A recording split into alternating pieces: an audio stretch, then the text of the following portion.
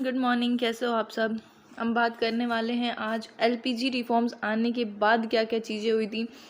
Obviously ये chapter third का एकदम लास्ट पार्ट है। पार्ट 3 पार्ट 1 हमने देख रखा है, जिसमें हमने लिबरलाइजेशन के बारे में पढ़ा था और एलपीजी रिफॉर्म क्यों आया था ये हमने पढ़ा था। दूसरे पार्ट 2 में देखा था हमने ग्लोबलाइजेशन और प्राइवेटाइजेशन देखा था। यहाँ पे हम देखने वाले हैं एलपीजी रिफॉर्म के बाद जो जो चीज़ें हुई थी आफ्टर मैथ ऑफ एलपीजी। ठीक है। एन अप्रेजल आपकी बुक में दे रखा है, इस तरीके से नहीं दिया हुआ है। मैं यहाँ पे एक कंक्लूजन निकाल के फिर बता रही हूँ सब कुछ।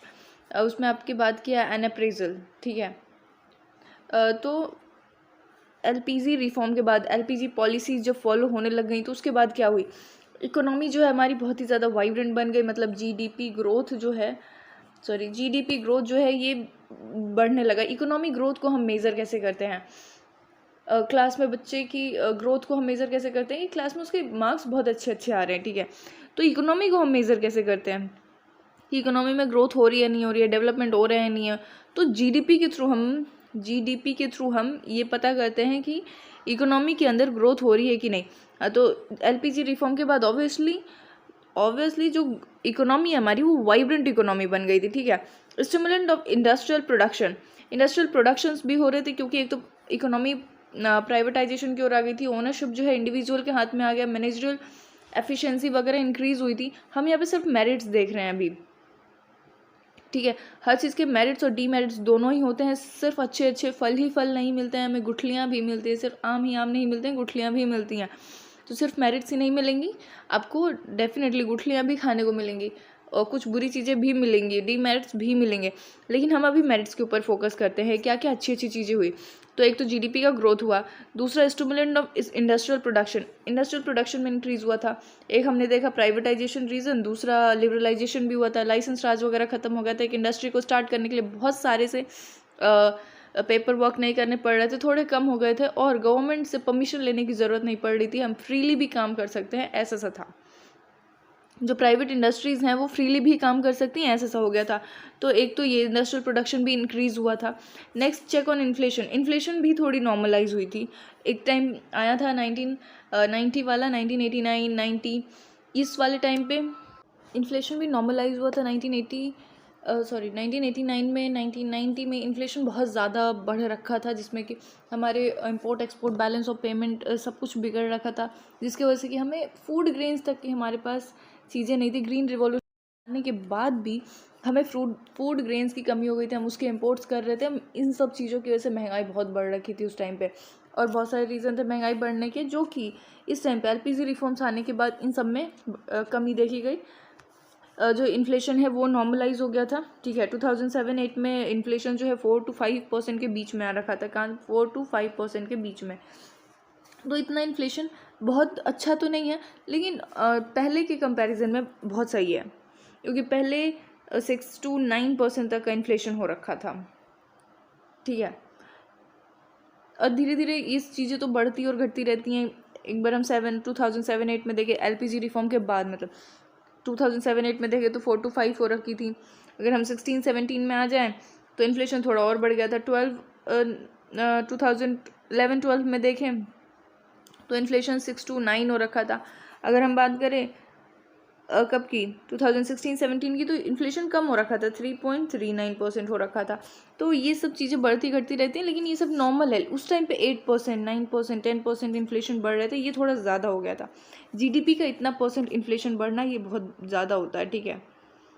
और इन्फ्लेशन बहुत ज़्यादा होता है तो इकोनॉमी पे भी इम्पैक्ट पड़ता है, एडवर्सली अफेक्ट होती है इकोनॉमी। इन्वेस्टमेंट्स जो हैं वो एकदम ख़त्म हो जाते हैं, क्योंकि उसकी कॉस्ट बढ़ जाती है। नेक्स्ट जो अगर हम बात करें कंज्यूमर सोवेनिटी, प्राइवेटाइजेशन आने की वजह से कंज्यूमर्स के पास बहुत सारे से चॉइसेस हो गए थे, जिसकी वजह से कि वो काफ़ी सारे से प्रोडक्ट्स में से चूज़ कर सकते थे कि हमें ये खरीदना है, हमें इसकी ये वैरायटी खरीदनी है, हमें ये ब्रांड से खरीदना है। पहले उनके पास सिर्फ एक पर्टिकुलर कंपनी थी, वहीं से खरीदना होता था गवर्नमेंट से। तो कंज्यूमर सोवेनिटी भी आई थी। नेक्स्ट देखते हैं। अगर हम नेक्स्ट की बात करें तो substantial increase in foreign exchange reserves एकदम से डिप्लीट हो रखे थे, एकदम से ख़त्म हो रखे थे, जब भी एलपीजी रिफॉर्म को लाने की ज़रूरत पड़ी थी। लेकिन अब क्या हुआ ये सब क्या हुआ, एलपीजी रिफॉर्म्स के बाद फॉरेन एक्सचेंज रिजर्व्स हमारे पास काफ़ी अच्छे अमाउंट में आ गए हैं कि अब हम देखो फॉरेन एक्सचेंज रिजर्व्स हमारे पास आएंगे तो इन्वेस्टमेंट्स भी हमारे पास आएंगे और हमें इंपोर्ट और एक्सपोर्ट करने में ईजी होगा, थोड़ा हम कंफर्टेबल होंगे और हम कर सकते हैं। ठीक है, हमारा बैलेंस ऑफ पेमेंट फिर बहुत ज़्यादा बिगड़ेगा नहीं। ठीक है, तो फॉरेन एक्सचेंज रिजर्व जो है ये भी नॉर्मलाइज हो गया था। नेक्स्ट अगर हम बात करें flow of private foreign investment, हमें प्राइवेट फॉरेन इन्वेस्टमेंट्स के अगर बात करें तो हमें इसकी ज़रूरत थी।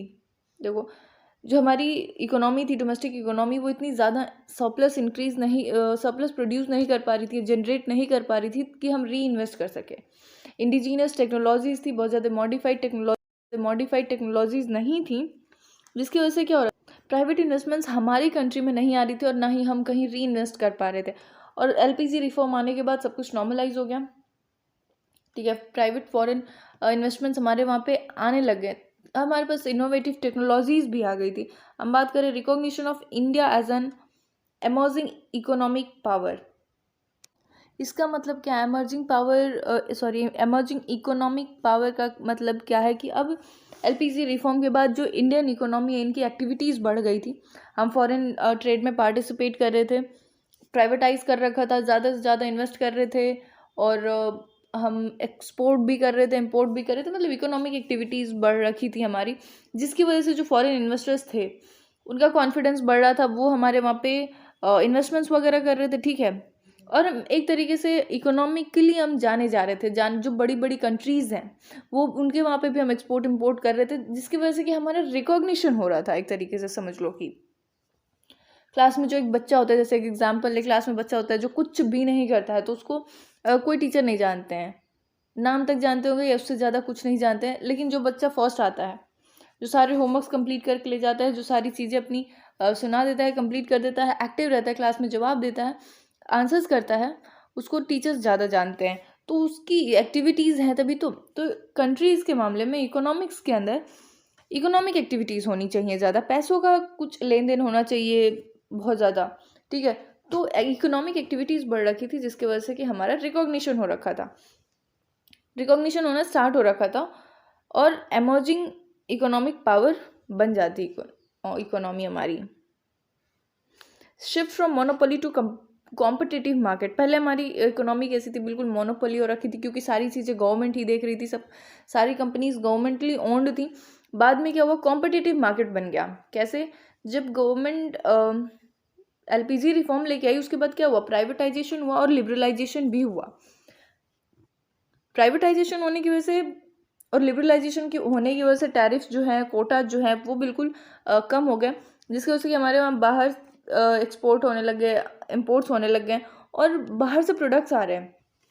एग्जाम्पल देखो, यहाँ पे हमारी कंट्री की एक कंपनी है, इंडियन कंपनी है, ये प्रोडक्ट्स अपने जो कंज्यूमर्स हैं उन तक पहुँचा रही है, लेकिन अब इम्पोर्ट जो है या फिर टैरिफ्स वगैरह ये रिड्यूस हो रखे हैं बिल्कुल, तो कोई भी चीज़ें जो है वो बाहर से आ रही हैं, जा रही हैं, सब कुछ हो रहा है, तो मार्केट में और भी प्रोडक्ट्स हैं जो इस इंडस्ट्री को कम्पीट कर रहे हैं। ठीक है, तो कॉम्पिटिटिवनेस बढ़ा था, क्लोज्ड इकोनॉमिक होने की वजह से कॉम्पिटिटिवनेस बढ़ता नहीं है। ठीक है, तो सिर्फ इंडिया में एक ही कंपनी थी नहीं, एक तो बाहर से प्रोडक्ट्स आ रहे हैं और इंडिया में भी काफ़ी सारी सी कंपनीज खुल गई हैं, तो कॉम्पिटिटिवनेस जो है ना वो बढ़ रही है, सिर्फ मोनोपोली नहीं रही है, सिर्फ गवर्नमेंट नहीं रहेगी, बहुत सारी सी कंपनीज आ रही हैं। नेक्स्ट अगर हम बात करें तो डीमेरिट्स की, देखो हमारी एनसीईआरटी में ना बहुत ज़्यादा डीमेरिट से लिख रखा है। एग्रीकल्चर में ग्रोथ नहीं हुआ, इंडस्ट्रीज़ भी स्लो डाउन हो गई एक टाइम के बाद। रीज़न ये था कि इंडस्ट्रियल प्रोडक्ट्स जो थे वो वही बात है कि इंपोर्ट हो रहा था, वो सस्ते में आ रहे थे और हमारे वहाँ पे जो चीज़ें थी महंगी मिल रही थी ग्लोबलाइजेशन की वजह से, तो इंडस्ट्रीज़ जो है वो डाउन में जा रही थी। ठीक है, ये सब बात करी गई है। डिसइन्वेस्टमेंट की बात करी गई है, गवर्नमेंट डिसइन्वेस्ट कर रही थी, मतलब अपनी कंपनी सेल कर रही थी, ये सब एनसीईआरटी में बात करी गई है, मैं उसकी बता रही हूँ, यहाँ पे नहीं है। डिसइन्वेस्टमेंट की बात करी गई है, उसमें क्या होता था कि जो गवर्नमेंट है वो अपनी कंपनीज को सेल कर रही है और सेल करने के बाद उसको इन्वेस्ट नहीं कर रही है अच्छी जगह पे ताकि डबल ग्रोथ हो, तो ये एक प्रॉब्लम थी। डिसइन्वेस्टमेंट, ग्रोथ नहीं हो रहा था, डिसइन्वेस्टमेंट हो रहा था, मतलब इन्वेस्ट करो मतलब पैसा डबल होगा। डिसइन्वेस्ट मतलब एक तो तुमने अपनी चीज़ बेच दी, एसेट्स बेच दी अपने।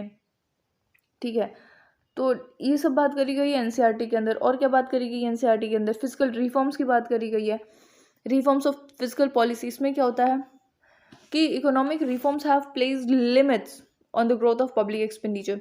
पब्लिक एक्सपेंडिचर जो है उस पर कुछ रिस्ट्रिक्शंस लगाए गए थे कि आप इतना ही खर्च कर सकते हो, इससे ज़्यादा खर्च नहीं कर सकते हो, ठीक है। टैक्स को आपको रिड्यूस करना पड़ेगा, और टैक्स रिड्यूस हुआ था जिसकी वजह से कि गवर्नमेंट के पास रेवेन्यू कम आने लग गए थे। टैरिफ्स वगैरह जो है, इम्पोर्ट कोटा, ये कोटा वो कोटा, टैरिफ्स, ये सब भी कम हो गए थे, तो यहाँ से भी गवर्नमेंट के पास पैसे कम आने लग गए थे। और गुड्स पे, सर्विसेज पे टैक्स भी कम करने को कह दिया गया था, तो यहाँ से भी कम हो गए थे। तो गवर्नमेंट के पास टैक्सेस बहुत कम आ रहे थे, और ये कहा गया था कि आप टैक्स कम करोगे तो आपका इकोनॉमिक ग्रोथ ज़्यादा होगा।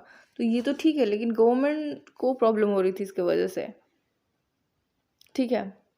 और फॉरेन इन्वेस्टमेंट को अट्रैक्ट करने के लिए भी आपको टैक्स इंसेंटिव्स लेने पड़ेंगे, और कुछ कम करना पड़ेगा, तभी फॉरेन इन्वेस्टमेंट्स भी होंगे।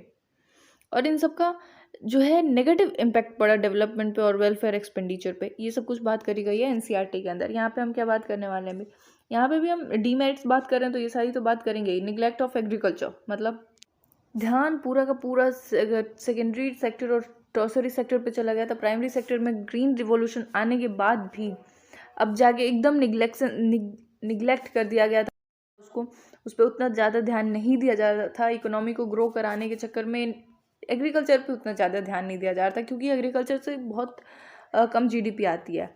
और लेकिन यहाँ से जीडीपी तो कमाती है, लेकिन जो लेबर्स है वो यहीं पे सबसे ज़्यादा है, एग्रीकल्चर के अंदर ही सबसे ज़्यादा लेबर है। तो इसकी वजह से कि हमारी कंट्री में पॉवर्टी वगैरह आने लग गई। इकोनॉमिक कंडीशंस, जो पुअर लेबरर्स थे या फिर जो एग्रीकल्चर में काम करते थे, उनकी कंडीशन ख़राब होने लग गई। Urban concentration of growth process, rural areas में कोई ग्रोथ नहीं हो रहा था, सारा का सारा ग्रोथ अर्बन एरियाज़ में हो रहा था। वहाँ पे इंडस्ट्रीज़ क्रिएट हो रही थी, लोग रूरल से अर्बन एरियाज़ में जा रहे थे, ठीक है। डिसइन्वेस्टमेंट हो रहा था, जैसे कि मैंने अभी बताया कि गवर्नमेंट सेल करने लग गई थी अपनी सारी कंपनीज़ वगैरह को प्राइवेट सेक्टर को, और उस पैसे का कहीं अच्छा इन्वेस्टमेंट नहीं कर रही थी, इंफ्रास्ट्रक्चर्स वगैरह नहीं बनवा रही थी, ठीक है। अपने बस डेब्ट्स पे करने में लगी हुई थी, या फिर नॉर्मल चीज़ें करने में लगी हुई थी, जिससे कि कुछ ग्रोथ नहीं होता। अपने एसेट्स को तो एक तो ख़त्म कर रही है, और उसके पास जो पैसे आ रहे हैं उसका सही जगह इस्तेमाल नहीं हो रहा है। ये तो हमें लग रहा है, लेकिन उस टाइम पे जो कंडीशन थी उसके अकॉर्डिंग तो चीज़ें करी जा रही थी, ठीक है।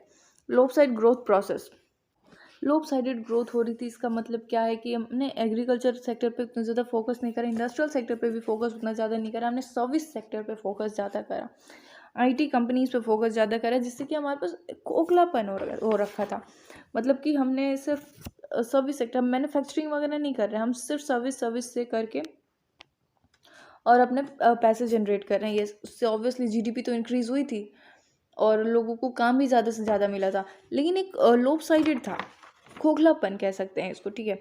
सिर्फ सर्विस सेक्टर में काम चल रहा है, सब कुछ ऊपर से टेली कम्युनिकेशन में चल रहा है, आपका ट्रांसपोर्टेशन में चल रहा है, लेकिन कुछ मैन्युफैक्चरिंग नहीं हो रही है।